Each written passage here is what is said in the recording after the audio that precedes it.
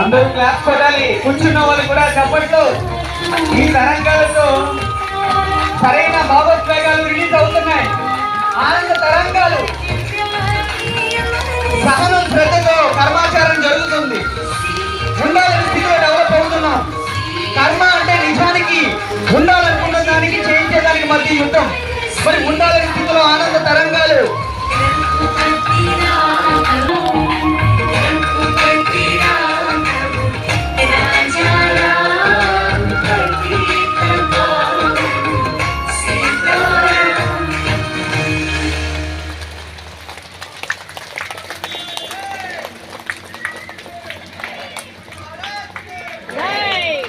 पत्री जी महाराज की, ध्यान जगत की, శాకాహార జగత్తుకి, పిరమిడ్ జగత్తుకి, ధ్యాన నవరత్నాలకి.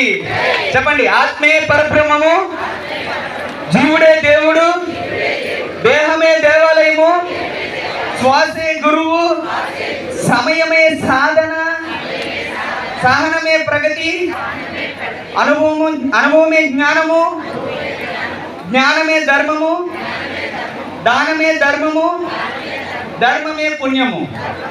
ఓకే, జస్ట్ అలా close your eyes. Just eyes close చేయండి. కూర్చున్న వాళ్ళు కూర్చోండి. ఫ్యూ సెకండ్స్ బాడీ అబ్జర్వేషన్ చేద్దాం. కొంత సమయం శరీరాన్ని గమనిద్దాం.